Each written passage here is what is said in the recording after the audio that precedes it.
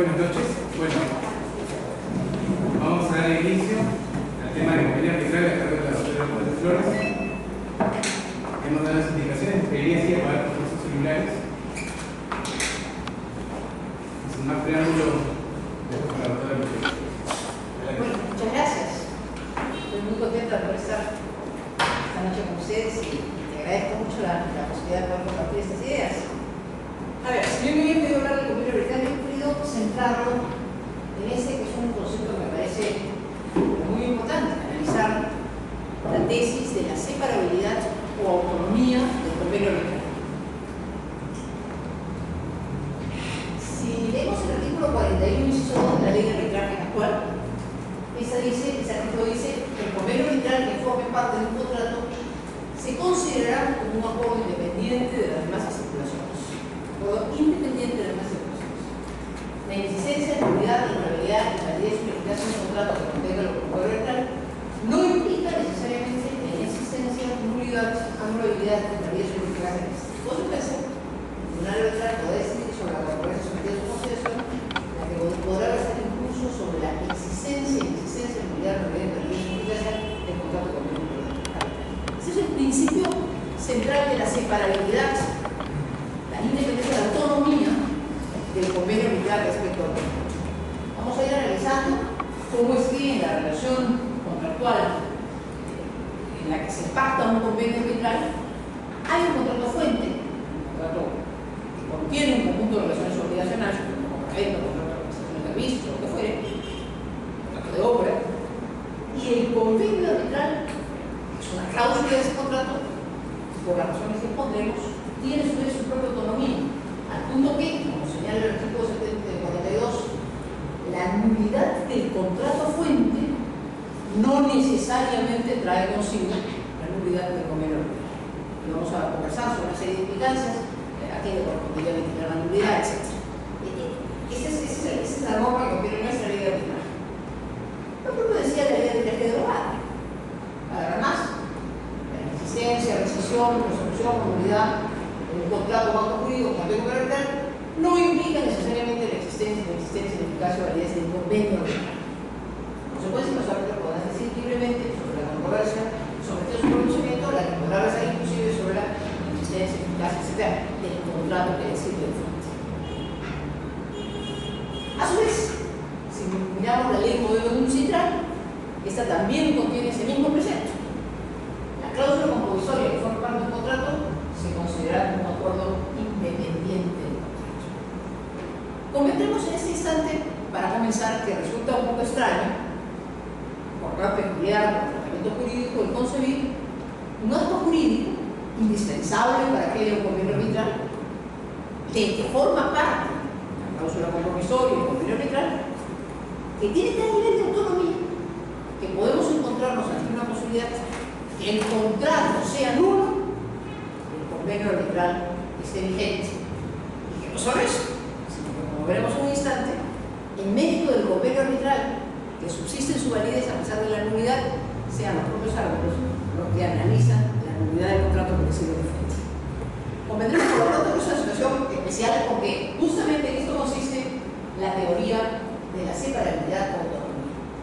Se pregunta la doctrina, ¿es que la cláusula arbitral, el convenio arbitral, es separable o autónomo? ¿O en realidad se trata solo de una cláusula? ¿Se trata solo de una cláusula o en realidad se trata de dos contratos que convergen en este contrato fuente que contiene en sí mismo un compromiso arbitral, un convenio arbitral, que se separa o que tenga autonomía del contrato que le sirve de fuente? Y entonces se desarrolla por la doctrina el llamado principio de la separabilidad. ¿Qué significa la separabilidad del convenio arbitral? ¿Qué alcances tiene?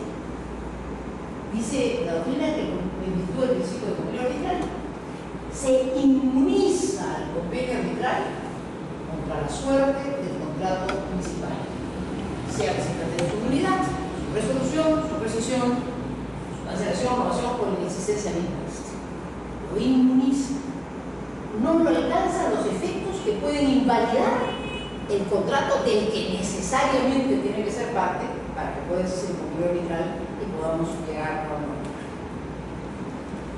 Se ha preguntado a la doctrina también ¿Es solo un tema de separabilidad? O como dice la doctrina francesa, en realidad, porque Casación francesa dijo, la cláusula consular tiene siempre, salvo circunstancias, una completa autonomía jurídica. Autonomía que, sin embargo, no puede significar independencia o inconexión con el contrato que contiene el compromiso arbitral. Porque también estamos muy claros que solo puede haber sometimiento a la jurisdicción arbitral, que solo cabe llevar una controversia arbitraje si es que el compromiso arbitral, si es que el convenio arbitral consta en el contrato. La naturaleza, el origen del compromiso arbitral, del convenio arbitral y el sometimiento a un árbitro, a un tribunal arbitral, es un origen contractual. No puede haber convenio arbitral si no hay contrato que sirva de base. Es verdad que tenemos circunstancias, ustedes entienden mucho, están viendo temas contractuales, es verdad que tenemos un origen legal en los, por ejemplo, en los compromisos arbitrales que surgen para, pues, se obligan, que son obligatorios para efectos de la contratación pública. Es verdad que la ley obliga, pero eso no quiere decir que no tengamos convenios arbitrales impuestos, si quieren ustedes, por la ley, donde la libertad entonces de las partes está restringida. La naturaleza del arbitraje es una cuestión de origen contractual. De modo que hay una autonomía, por las razones que hemos expresado, pero es una autonomía que también hay que poner en su contexto. Es una autonomía que no puede significar desconexión o ausencia de todo vínculo con el convenio que decide la ley. Bien, entonces otra pregunta. ¿Estamos en realidad solo ante una cláusula o en realidad ante dos contratos? Yo me quiero pensar que esta es la decisión correcta. Estamos ante un contrato principal o pacto sustantivo que crea una relación obligacional entre las partes. Un contrato de compra-venta, un contrato de prestación de servicios, un contrato de obra, cualquiera. Que contiene ese contrato, tiene todas las obligaciones propias de la relación contractual que dos personas libremente pagan. En medio de ese, en el interior, en el seno de ese contrato principal, y separado de este, con autonomía contractual, hay un compromiso arbitral que busca garantizar que el pacto sustantivo tenga plena operatividad cuando se produce un conflicto. Es decir, este compromiso arbitral que constituye un contrato dentro de otro contrato se pacta para una razón fundamental, para garantizar la plena operatividad justamente cuando hay conflicto e incluso cuando el contrato fuente tiene algún viso que lo afecta. ¿Por qué? Porque lo que ha creado es esencialmente un mecanismo intercompositivo, está permitiendo que alguien resuelva esa controversia que surge en el seno de ese propio contrato que puede tener algún vicio. La naturaleza es contractual. El convenio arbitral no puede existir, no solo como su nombre se lo indica, sino porque el propio naturaleza del arbitraje no puede ser sin convenio que le dé fuerza, que le dé nacimiento, que le dé impulso. No podrá haber arbitraje si no hay pacto entre las partes sometiéndose al arbitraje. Pero el compromiso arbitral lo que hace es permitir que el pacto sustantivo pueda aplicarse, pueda llevarse adelante en situaciones de conflicto, porque lo que ha creado es un mecanismo precisamente para dirimir el conflicto. Muy bien. Ahora vienen los problemas un poco más complejos. ¿Cabe mantener la vigencia del convenio arbitral cuando lo que se discute es la nulidad del contrato base? Tenemos que dos partes tienen como conflicto, no el cumplimiento, el incumplimiento, los contratos sin juicio, pero tienen como conflicto el cuestionamiento a la validez, es decir, un concepto de nulidad del contrato fuente. En virtud del principio de separabilidad, alcanza esa inmunidad al compromiso arbitral respecto del contrato fuente que es nulo o cuya nulidad se plantea. La respuesta es sí. El convenio de separabilidad nos permite separar, autonomizar, inmunizar, como decía hace un rato, el convenio arbitral del contrato del que es parte cuando éste sea nulo. ¿Por qué? Porque lo que ha hecho el compromiso arbitral, porque lo que ha hecho el convenio arbitral es crear esencialmente un eventual mecanismo de solución frente a cualquier controversia que se requiere en el contrato, incluida la de su número. La razón de ser del convenio, y por eso su autonomía y por eso su imparabilidad, que las partes han dicho, surge el contrato que surja, no surge el conflicto que surja, lo sometemos, veremos en un instante qué significa sobre este sometimiento, a un convenio arbitral, es decir, a la solución del conflicto con un tercero, y por lo tanto, si el cuestionamiento es incluso a la validez del contrato fuente, sirve la cláusula arbitral para definir ese contrato. Entonces entramos todavía en un tema muy complejo. Y si lo que se invoca es la nulidad, ¿dónde debe ventilarse esa nulidad? Cabe ventilar en la vía arbitral ante los árbitros. ¿Surge del convenio arbitral la nulidad del contrato fuente? La doctrina dice, de modo bastante unánime, bastante unánime, que sí. Porque por un lado nos encontramos con la cláusula arbitral y por otro lado con la norma que solamente se someterán al arbitraje los asuntos que no atañen a la orden pública. La autonomía de la voluntad, porque reitero que el arbitraje tiene un origen contractualista. La autonomía arbitral, la autonomía de la voluntad, ¿qué ha creado? ¿Qué ha establecido? Ha establecido una exclusión de la condición nominal. El convenio arbitral, de un contrato cuya nulidad se cuestiona, ¿qué es lo que ha hecho? Estrictamente, lo que ha hecho es decir, si surge un conflicto, lo que este convenio está es excluyendo esa materia del conocimiento de los jueces y está creando una vía paralela de solución de controversias a través de un arbitraje. En consecuencia, repito, lo que la autonomía de la voluntad ha hecho es establecer una exclusión de la jurisdicción ordinaria a los efectos del señor árbitro que decidirá la solución por eficacia efectiva de lo que habíamos comentado. Eso es lo que se llama el efecto negativo del convenio arbitral. Lo que el convenio arbitral te dice es, no solo en sentido positivo vas a someter la controversia a los árbitros, en sentido negativo y de manera muy importante, porque veremos luego por idea ese tema, en sentido negativo, lo que el convenio arbitral hace es excluir la controversia del acto judicial. Y como eso es lo que hace, y ese es el efecto que tiene, efectivamente, los árbitros nominados o designados como consecuencia de un convenio arbitral, que es parte de un contrato cuya nulidad se cuestiona, son los llamados a resolver si el contrato fuente es o no es un contrato nulo.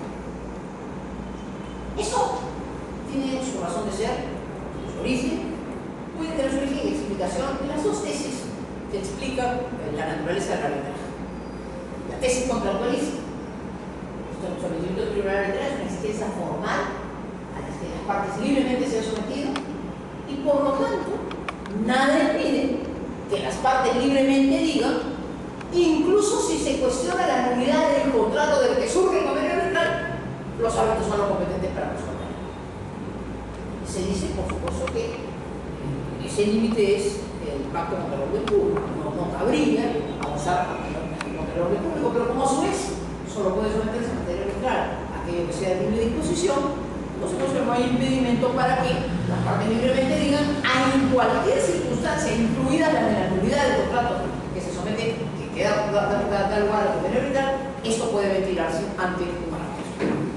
Pero quizás más razón de ser tenga la tesis jurisdiccionalista. No es solo porque las partes libremente le dan contenido al convenio arbitral y lo hacen extensible a aquella situación que crean conveniente, sino porque en realidad, como decíamos hace un instante, lo que en el fondo crea la razón de ser del convenio arbitral me parece que es mejor explicada por la tesis jurisdiccionalista. Lo que en realidad crea es la nominación y el encargo a unos árbitros que pasan a ejercer función jurisdiccional. Y esta, pese a que tiene su origen en la voluntad de las partes y no hay forma que no lo tenga, tiene un origen constitucional. El artículo 139, inciso primero de la Constitución, que admite, en adición a la jurisdicción ordinaria, la jurisdicción arbitral. Esta es entonces quizás una explicación más cabal. No los árbitros pueden resolver la nulidad del contrato fuente en el que se origina su competencia para dirimir una controversia, porque en el fondo lo que el convenio arbitral ha hecho es crear una jurisdicción, o si lo queremos ver como decíamos hace un instante, ha excluido de la competencia del Poder Judicial el conocimiento de las materias de la acción penal. Ahora bien, siempre separar el convenio arbitral. Es decir, en todas las circunstancias podemos hacer preservar el convenio arbitral a pesar que el contrato del que le sirve de base es nulo. No. Pueden haber supuestos en los que no se admite la separación del convenio arbitral y del pacto sustantivo. Por ejemplo, si lo que se cuestiona es la ausencia total de consentimiento, si lo que se cuestiona es la falta absoluta de manifestación de voluntad, entonces, si no hubo manifestación de voluntad para establecer el contrato fuente y por ende el convenio arbitral, difícilmente esa intervención judicial pudiera darse, esa intervención arbitral pudiera darse para sosteniéndose en un convenio en el que estrictamente no ha habido manifestación de voluntad. De modo que hay determinadas circunstancias en que, a pesar que la tesis de la separabilidad defiende el convenio arbitral con relación al contrato fuente, pudieran darse circunstancias en que la ausencia de manifestación de voluntad impide generar el convenio fuente, el convenio sustantivo, y por lo tanto tampoco podríamos sostener el convenio. Ahora bien, quiero mostrarles algunos ejemplos en que el tema que estoy planteando no es tan uniforme. Por ejemplo, citamos el caso de la legislación boliviana. La legislación boliviana, ¿qué plantea? Dice: todo convenio arbitral que forme parte de un contrato principal se considera como un acuerdo independiente de las demás estipulaciones del mismo. O sea, recoge el artículo 11 del principio de separabilidad. Todo convenio arbitral, es parte de un contrato principal, se considera como un acuerdo independiente de las demás cláusulas. Ese es el principio de separabilidad. Sin embargo, fíjense ustedes, la nulidad o anulabilidad del contrato debe ser pronunciada judicialmente. A contrario de lo que decía yo hace un instante, la legislación boliviana en su artículo civil, en el artículo 546, establece: si bien el convenio arbitral es separable, si de lo que se trata es de discutir la nulidad o anulabilidad del contrato fuente, eso tiene que aclararse judicialmente. O sea, que es una legislación que tiene, vuelvo, en su artículo, en la ley de arbitraje, en su artículo 11, por medio del concepto de la separabilidad, pero en el Código Civil establece claramente la imperiosa necesidad de ventilar un tema de nulidad o anulabilidad ante un juez y no ante el árbitro. Otros temas también interesantes surgen de las alternativas que nuestra legislación da. Ustedes saben, esta ley de arbitraje contempla la posibilidad de un convenio arbitral exarbitraje. Es decir,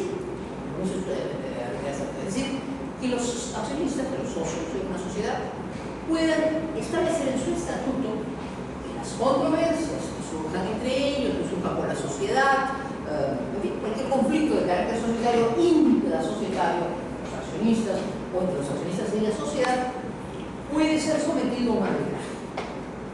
¿En qué consiste este compromiso arbitral?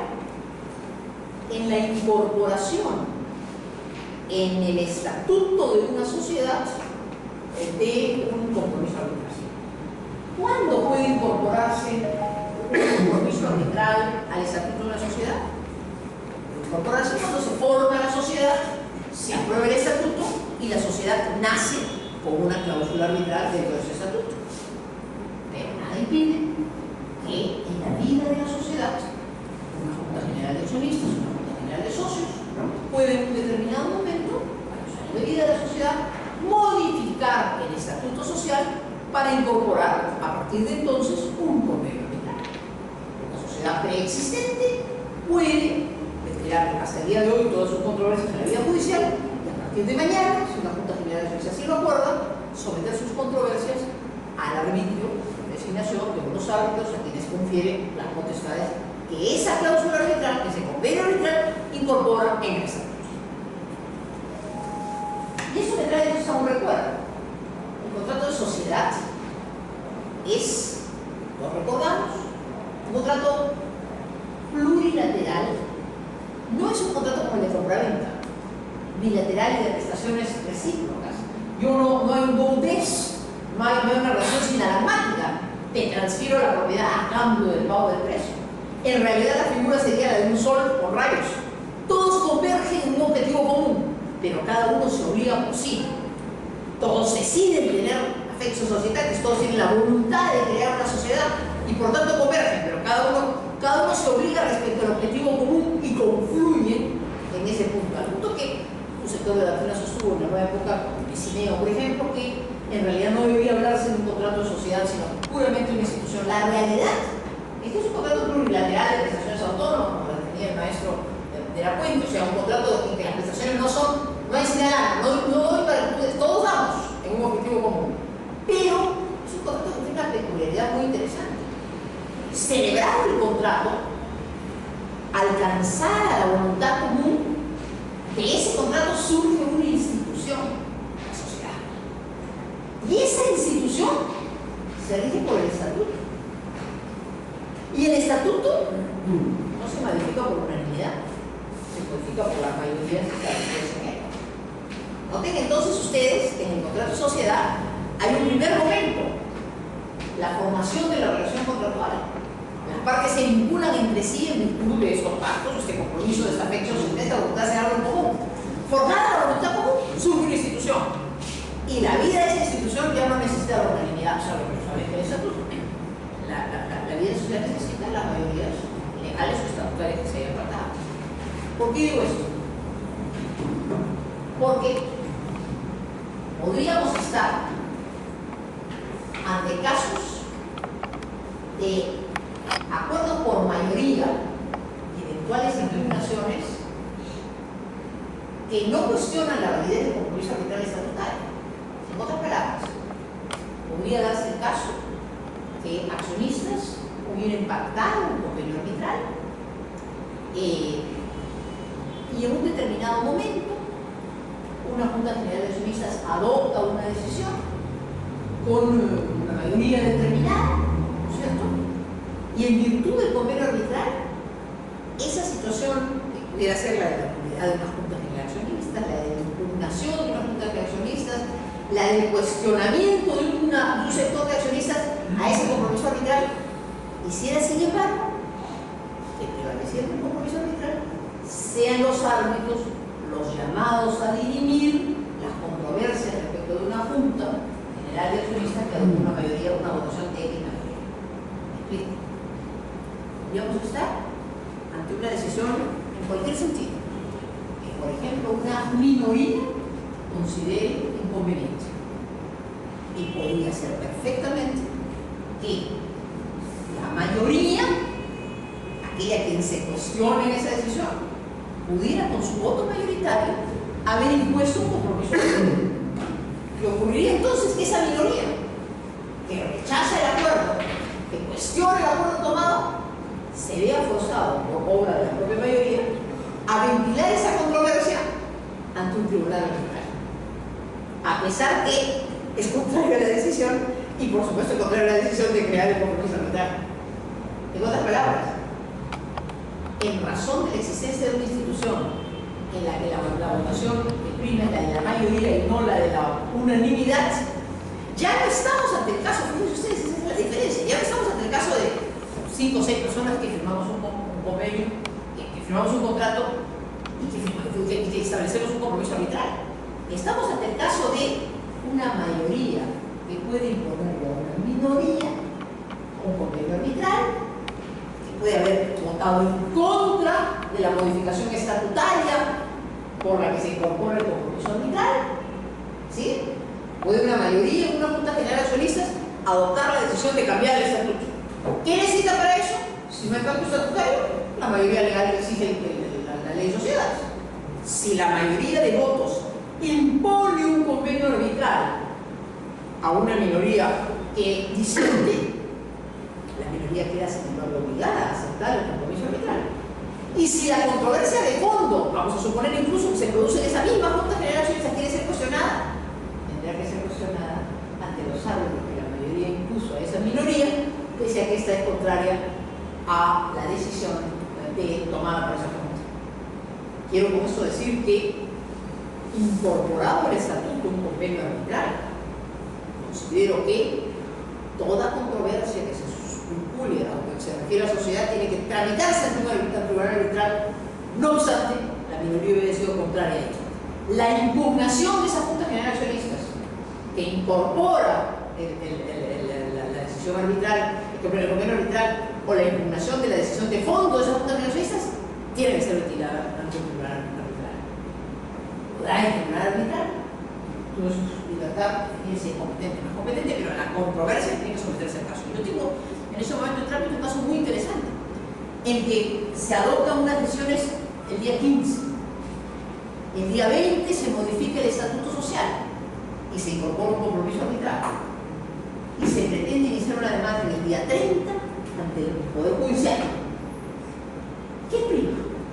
El hecho que se hubieran adoptado acuerdos el día 15, cuando no existía convenio arbitral, o el hecho que se interponga la demanda el día 30, cuando ya existía convenio arbitral.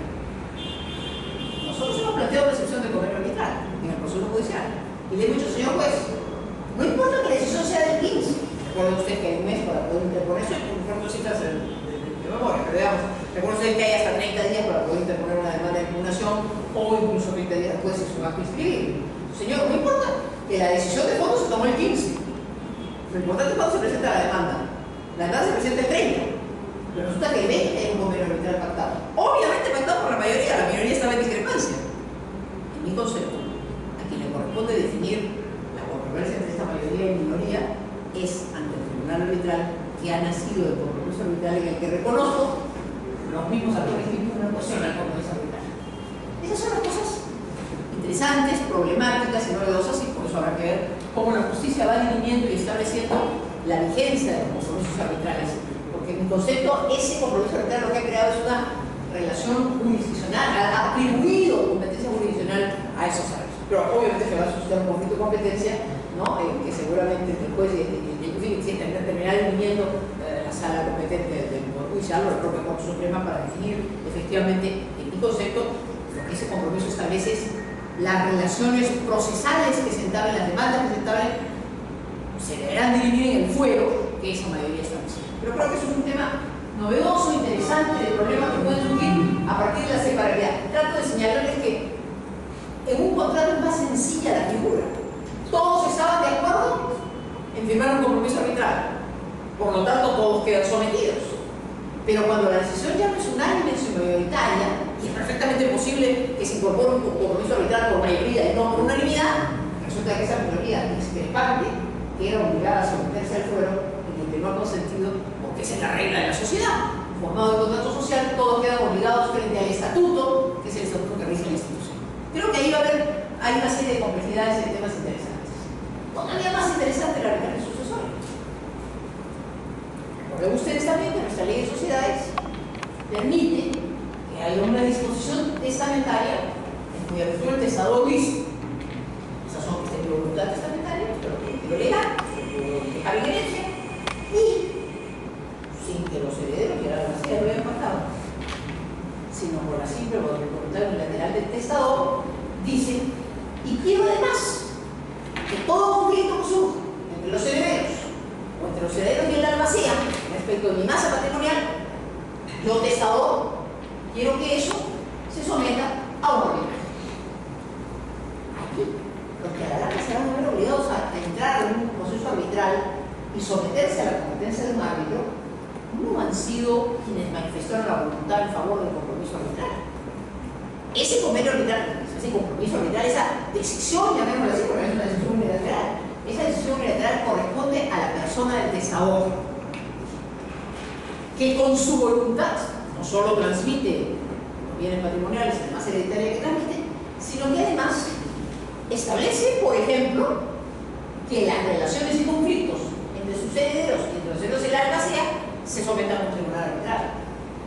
¿Qué materia pueden ser arbitrales? Controversias entre herederos, controversias entre herederos y albacea, problemas de inventario, problemas de protección de la masa, todo problema que derive de un testamento.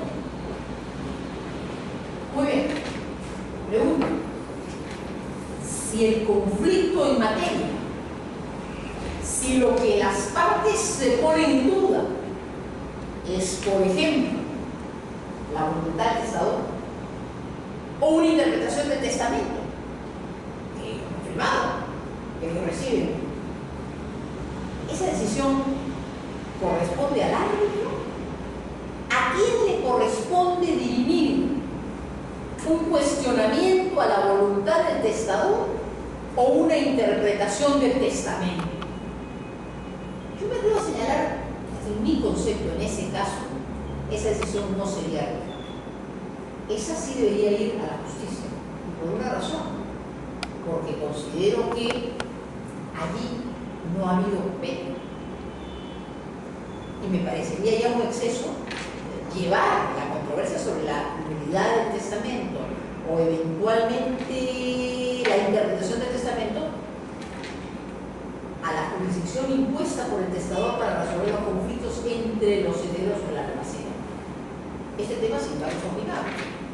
Hay quienes sostienen que bastará que el testador haya impuesto su voluntad y haya establecido su testamento como compromiso arbitral para dirimir toda controversia, incluyendo en esas controversias las que eventualmente pongan en duda su voluntad testamentaria. Sin duda es un tema, en fin, en el que vamos a ir probando seguramente qué dice la jurisprudencia y cuáles son los casos concretos, pero trato de mostrar el caso del arbitraje sucesorio, como el del arbitraje estatutario, para hacerles ver que la regla que más o menos es digerible y sencilla. Si las partes pactaron un arbitraje, a ese se somete todo. Más aún con la generalidad normal de los las partes se someten al arbitraje, todas las controversias que deriven de este contrato, incluyendo la de la nulidad, su validez, etcétera, la rescisión. Eso es una cláusula más o menos estándar, ¿no es cierto? Ya, porque la parte lo pactaron. Si lo pactaron, está bien. Convinieron que incluso la nulidad se somete. Más complicada la figura si es una mayoría de que impone una minoría un convenio estatutario. Más complicada la figura si es una voluntad unilateral la que le impone a los herederos y a la herbacea las consecuencias del acto que ha celebrado y el sinnúmero de conflictos que puede surgir. Todo eso para poner entonces en debate, plantear situaciones interesantes respecto de un principio que es claro: la autonomía del convenio arbitral, la separabilidad del convenio arbitral, matices sin embargo de temas que pueden ser interesantes. Y permítanme ahora avanzar con un temita más que no deja de ser interesante.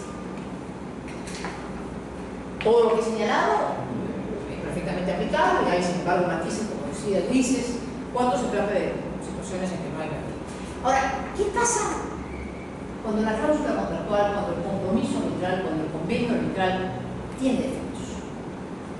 Se nos recomienda siempre ser cuidadosos en la redacción del convenio arbitral. Las instituciones suelen ya tener cláusulas compromisorias, convenios que son convenios estándar, que hasta cierto punto, siendo sencillos, se incorporan los contratos. Nada impide que las partes puedan establecer un convenio arbitral con la libertad que la contractual permite. Pero hay circunstancias en que hay que tener cuidado, porque pueden haber redacciones de convenios arbitrales que sean poco claros, o que, como la doctrina francesa dice, tengan cláusulas patológicas. ¿Qué es una cláusula patológica? Una cláusula enferma, una cláusula patológica es una cláusula pactada, un convenio arbitral pactado, pero redactado de tal manera que no contempla las funciones esenciales que debe cumplir un acuerdo arbitral. ¿Cuáles, recordamos hace un instante, cuáles son las funciones esenciales de un convenio arbitral? Las funciones esenciales, diría la función esencial. La función esencial de un convenio arbitral es la voluntad manifestada por las partes que cualquier controversia que surja del convenio fundamental sea sometida al árbitro a la decisión de los árbitros, o, como decíamos, sea excluida de la competencia de la justicia. Para eso pacto un arbitraje. Lo pacto para que quede muy claro que las partes hemos querido que si tenemos algún conflicto, ese conflicto va a un árbitro y no a un juez. Es sencillo. Hemos pactado que si nos peleamos, eso va a un árbitro y no a un juez. Ahora, hay unas cláusulas que están redactadas de tal manera que nos pueden traer problemas. Vamos a ver ejemplos. Si eso ocurre, si la cláusula no es clara, la doctrina francesa dice que estamos ante una cláusula patológica. Es una cláusula que no convenio. He pactado, pero no he pactado. No está claro qué he pactado. Vamos a ver algunos ejemplos. Recordemos, ¿no? ¿Cuáles son los efectos del convenio arbitral? ¿Para qué pactamos un convenio arbitral? Pactamos un convenio arbitral para producir consecuencias obligatorias, nos hemos obligado, para excluir la intervención de las autoridades judiciales, para dotar de facultades al tribunal arbitral para resolver la controversia y para establecer un procedimiento con noción de eficiencia y rapidez concluye un logro arbitral susceptible de ejecución. Ese es el sentido del convenio arbitral. Nos hemos puesto de acuerdo en que si hay una controversia, esto va, nos hemos puesto de acuerdo y es obligatorio que si surge una controversia, vamos a un árbitro, ese árbitro no es un juez, le damos ciertas facultades al tribunal arbitral y creamos un procedimiento que además, por las características que sabemos, tiene que ser lo más flexible posible, no está regido por el formalismo, es un proceso con mucho más elasticidad, etc. Todo eso, a todos nos hemos obligado. ¿Y pueden haber cláusulas que no permitan eso? Sí. Por eso el cuidado de la redacción de la cláusula. Una cláusula patológica es una cláusula válida. Las partes la han pactado. Ha habido manifestación de voluntad. No hay duda que han escrito lo que han escrito y han convenido lo que han convenido. Pero son ambiguas, son imprecisas. Es equívoca la voluntad de las partes sobre el arbitraje. No sabemos realmente si esos que válidamente pactaron lo que pactaron, firmaron lo que firmaron, en realidad han querido someter al arbitraje esto o no han querido someter al arbitraje. Ese es un llamado a una invitación a la prolijidad en la redacción de las cláusulas. Repito, las que son cláusulas institucionales, todos las tomamos, ya están bastante probadas, etc. Pero por la parte podemos un convenio, establecer cosas, hay que ser muy cuidadoso en la redacción para evitar estas cláusulas válidas, perfectamente legítimas, con manifestación de voluntad, pero ambiguas, imprecisas. Voy a poner dos ejemplos que me parecen interesantes. Uno tomado de un ejemplo extranjero y otro nacional, que me parecen interesantes en análisis. En un caso venezolano, previo de su salida, la cláusula novena dice lo siguiente: no obstante, antes de ocurrir a la vía judicial, las partes procurarán que sus deficiencias se resuelvan mediante arbitraje. No obstante, antes de ir a la vía judicial, las partes procurarán que sus controversias se resuelvan vía arbitraje. Y conforme al principio de equidad, etc. ¿Se ha pactado el arbitraje o no se ha pactado el arbitraje? ¿No es cierto? Se ha planteado como una vía previa. ¿Es el arbitraje una vía previa? ¿Podemos someternos a la controversia de arbitraje para qué? Agotado el arbitraje, vayamos al Poder Judicial. Es una cláusula imprecisa. La Sala Contencioso Político-Administrativa del Tribunal Supremo de Venezuela decidió que el caso no era materia arbitrable, sino que en el fondo se había pactado un sometimiento. No había como someter. Se había establecido que el competente era el Poder Judicial, que no había una vía previa, que no es a través del arbitraje que abre el camino para ir al proceso judicial, o al proceso judicial por el arbitraje, pero uno no es vía previa para el otro. Y así se pronunció la Sala Político-Administrativa sosteniendo ese convenio, esa cláusula es una cláusula patológica, es imprecisa. No está inequívocamente estableciendo que la controversia va a ir al arbitraje. Ahora les quiero poner otro caso. ¿Cabe la emisión de la jurisdicción ordinaria arbitral a voluntad de las partes? En otras palabras, ¿es posible esta cláusula? Las partes renuncian al fuero de sus respectivos domicilios y se someten en caso de cualquier controversia a la jurisdicción de los jueces y tribunales de Lima y o al foro arbitral del Colegio de Abogados de Lima, así, conjuntivo y disyuntivo. ¿Se ha convenido un arbitraje? Si cualquiera de las partes en ese convenio entablan una demanda arbitral, ese tribunal arbitral debe declararse competente. Cabe que uno pacte y o para algunas controversias voy al arbitraje, para las otras voy al foro judicial. ¿Qué ocurre si una de las partes decide ir al foro judicial y la otra decide ir al foro arbitral? ¿Qué pasa si se trata de presiones y de diferencias o problemas o controversias sentidos de un contrato que puede, vamos a decir, uno puede plantear el cumplimiento del contrato y el otro la resolución. ¿No es cierto? Hay una controversia, porque usted me ha pagado, usted no ha pagado, entonces yo quiero resolverla, pues.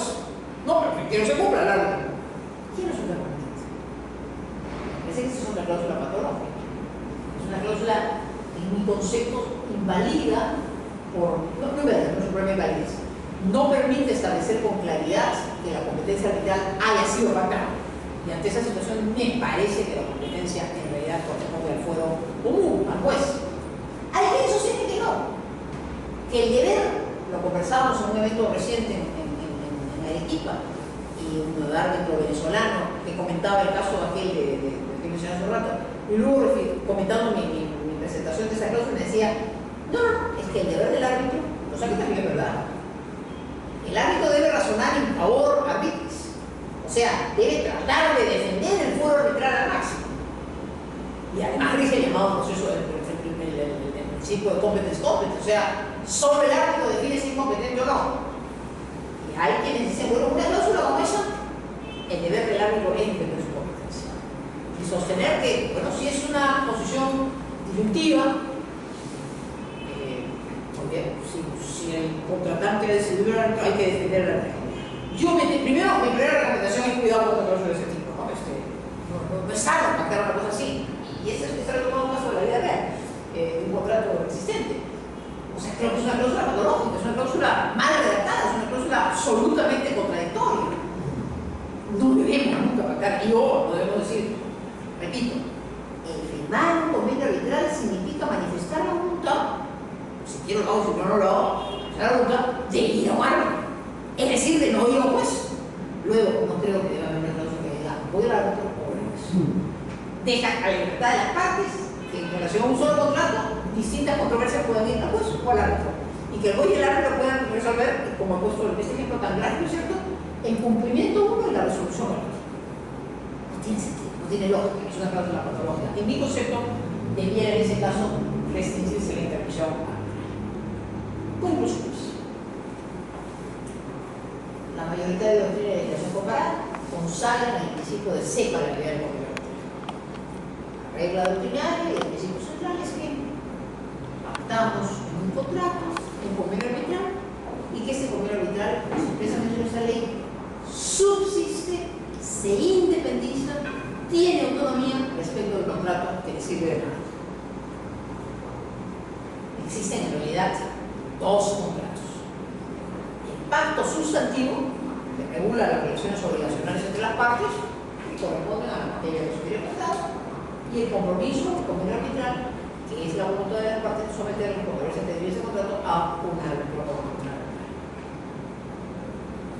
Siendo el arbitraje una institución de origen contractual, primero resulta indispensable que haya contrato.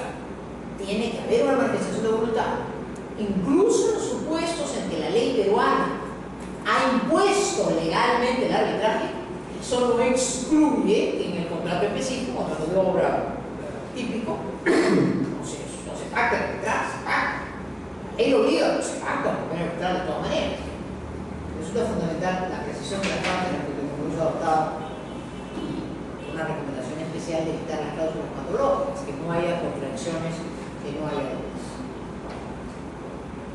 Siempre el efecto del compromiso arbitral, otorgar función jurisdiccional a los árbitros, como origen y mandato constitucional, estos están facultados para resolver todas las controversias, incluida la de la nulidad del pacto sustantivo. Buena cuenta, el mensaje de esta pequeña exposición es plantear la conveniencia de redactar con mucho cuidado el convenio arbitral, darle los alcances que se consideran válidos, necesarios a la situación que se pacta, y tener presente que si el convenio marco, el convenio fuente, el contrato que fija, por alguna razón se pusiera en cuestión, lo normal, esas excepciones que vienen a contemplar, lo normal será que esa controversia incluida en la nulidad sea en virtud del principio de separabilidad de conocimiento de los árbitros designados. y que sostendrá la extraña pero jurídicamente correcta posición de poder resolver bajo su competencia los asuntos vinculados a la nulidad del contrato que les dio origen a la cuestión. Creo que ese es un tema interesante, distinto, expresamente contemplado en nuestra ley, que explica la naturaleza compleja del convenio que estamos hablando. Dicho eso, mucho gusto, si no hay más preguntas, encantada por las preguntas. ¿Hay una pregunta? Bueno, por favor. Un comentario. La discusión me llama muchísimo la atención el tema del tipo de situaciones límites. Pero tratando de captar, por ejemplo, supongamos que efectivamente un conflicto mundial, en el momento que se produce la controversia, lo que se discute es que la voluntad de una de las partes que el conflicto mundial estaba exactamente en la situación límite. Señalar que en ese sentido la propuesta que eso debería haberlo los beneficios pero eso hoy día depende de quién vaya a promover la controversia, porque si yo soy la persona que quiero defender la existencia del convenio como tal, recurriré primero de repente la propuesta de mano al árbitro. Y la otra parte tendrá que poner una excepción, una defensa previa, ¿verdad? ¿Qué es lo que hace para poder salir de la competencia del árbitro? Pero evidentemente es el árbitro, en primer lugar, creo yo, a pesar de que se discuta la existencia o no de la voluntad del generador del convenio, el que tiene que decidir si es competente o no es competente.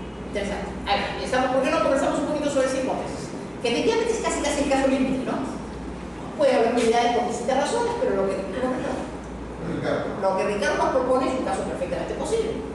Alguien pacta un convenio y resulta que lo que se ha cuestionado precisamente es una falta de manifestación voluntaria, una incapacidad o un vicio de la voluntad de uno de los contratantes. Usted dice, bueno, yo que estoy interesado ya sea en anular o en defender, lo que fuere, y que me interesa que efectivamente subsista el convenio arbitral, planteo mi demanda ante el árbitro. Ricardo Donoso plantea un tema bien interesante. Yo quizás he ido a la conclusión, lo que creía que debía ser, pero no le falta razón a Ricardo en lo que ha planteado clarísimamente. Si la controversia se somete al conocimiento del árbitro, porque el demandante decide ir al árbitro, ¿para qué va al árbitro? Para que el árbitro se pronuncie si el mismo o el otro ha manifestado voluntad. Debo suponer que se trata de una organización beneficiada de la voluntad del otro. Yo pretendo la nulidad del contrato porque considero que mi contraparte no ha manifestado válidamente su voluntad. Voy al árbitro. ¿Cómo funciona procesalmente ese tema? Primero, tiene toda la razón Ricardo. Rige el principio, debo suponer que la otra parte, si no se siente satisfecha, si se somete a la controversia, la competencia no hay nada que hacer. Pero si cuestiona la competencia del árbitro, tendrá que plantear algún tipo efectivamente de excepción. O de usted, señor, esta es una situación límite. No me invoco un convenio arbitral, pero resulta que lo que me está cuestionando es un contrato, y entonces si no hay contrato no puede haber habido convenio arbitral. Yo discrepo, esto no debe ir al árbitro sino al Poder Judicial. ¿A quién le corresponde en primera instancia dirimir esta controversia? Al árbitro. Eso es verdad. Y le compete resolver esa controversia en virtud de un principio denominado competence. De la competencia de los árbitros, la competencia de los árbitros solo la define el propio árbitro. Entonces no le falta razón a Ricardo. Planteada la controversia, y además es un deber del árbitro, es un principio también del arbitraje, la defensa en favor del arbitraje, o sea, la defensa del arbitraje. La primera actitud probablemente es esa, la que el árbitro dice, yo sí soy competente. Claro está, ahí queda planteada una posibilidad clarísima de anulación, ¿no es cierto? Que finalmente podrá ser dirimida vía anulación, incluso cuando termine ese arbitraje, puede ser planteada vía anulación, ¿no es cierto? Por el Poder Judicial tendrá que terminar definiendo en primera instancia si la competencia arbitral fue correcta o no. Si llega a la conclusión que el abogamiento del árbitro fue correcto y que lo volvió, si por el contrario sostiene que tratándose un asunto, digamos, que tiene que ver con el orden público, cuál es la manifestación o no de voluntad, la materia del Poder Judicial, terminará anulando la figura puede ser también al revés. Puede hacer que la persona concurra al Poder Judicial, porque es un caso límite, y que la otra parte más bien le plantee una excepción de convenio arbitral. Y ahí estaremos entonces ante la situación del Poder Judicial que tendrá que dirimir si debe o no consentir en el convenio arbitral, ¿no es cierto? Es decir, darle valor o no al pacto en cuya virtud se ha dicho que la nulidad puede ser pactada. Pero te doy plenamente la razón en la forma como plantear el tema. Si yo voy al árbitro primero, el primer deber es el del árbitro, que en virtud del principio competence define si es competente. Y si el árbitro dice que es competente, tenemos sentencias del Tribunal Constitucional clarísimas que dicen se somete todo el arbitraje, todo el proceso hasta el final. Obviamente, el arbitraje permite que una materia de este tipo pueda dar lugar a un proceso de anulación, circunstancia en la cual al final del proceso el Poder Judicial determinará si es que ha habido o no un indebido abocamiento.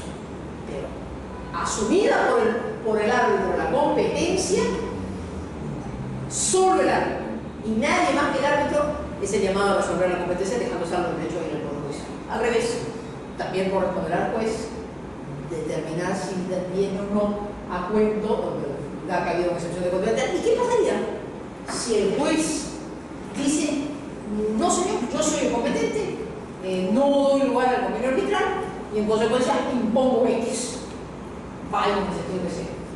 ¿Qué podría quedar en ese caso pendiente? Me permito señalar, pensaría que, por ejemplo, ese podría ser un interesantísimo caso en que quepa un amparo.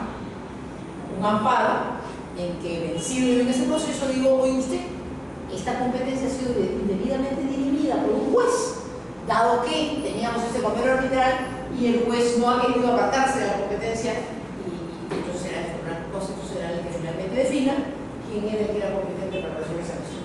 ¿Sí? Son situaciones límites, pero tal como se ha planteado es absolutamente cierto que sería irreprochable la conducta del árbitro que diga, señor, mi competencia, yo soy el llamado a definir mi competencia y defino que soy competente. Todo el mundo le dirá.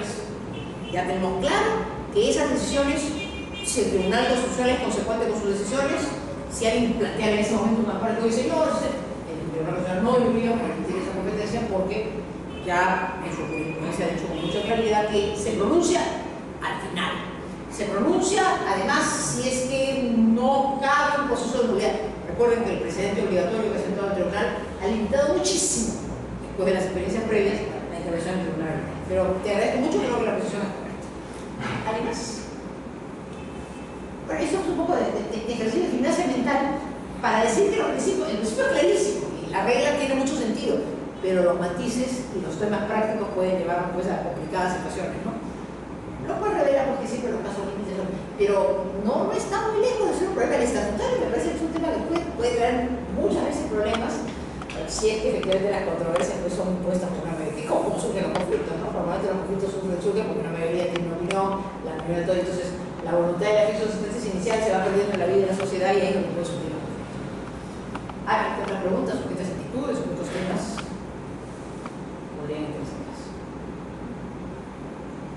Si no hay más, un gran gusto. Encuentren un poquito, todos ustedes son árbitros, son funcionarios, ¿sí son? ¿Ah? Son clientes del usuario. Bueno, tenemos árbitros, como siempre, el doctor Ricardo Rodríguez, el doctor de Linares, el doctor Muchas gracias. Muy bien, muchas gracias.